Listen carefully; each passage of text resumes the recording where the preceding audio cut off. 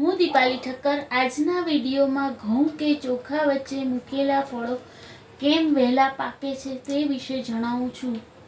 આંબા ઉપરથી ઉતારેલી કાચી કેરી તેમજ ફળોને પાકવા માટે અનાજ ભરેલી કોઠીમાં મૂકવાની રીત જાણીતી છે. ફળો કેવી રીતે પાકે છે તે જાણો છો. તેમાં ઘણા પરિબળ કામ કરે છે. ગરમી, વાતાવરણ અને હવામાંથી ફળ દ્વારા શોષાતા વાયુઓ તેમાં મુખ્ય ભૂમિકા ભજવે છે. ફળો પાકે ત્યારે તેમાંથી ઇથાઇલિન વાયુ છૂટો પડે છે. કોઈપણ બંધ પાત્રમાં કે કાગળની કોથળીમાં પેક કરેલા ફળો આ વાયુઓ ઝડપથી અને વધુ પ્રમાણમાં છૂટો પડે છે, એટલે ફળો વહેલા પાકે છે. ઘઉં અને ચોખા સતત કાર્બન ડાયોક્સાઇડ અને ઉર્જાનું પ્રસારણ કરતા હોય છે. કાર્બન ડાયોક્સાઇડ ઘણા ફળોના ઇથાઇલિનના ઉત્સર્જન પર અસર કરે છે. તેથી કેરી, લીંબુ,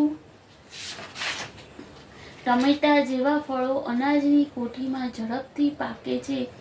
વળી ઘઉં કરતાં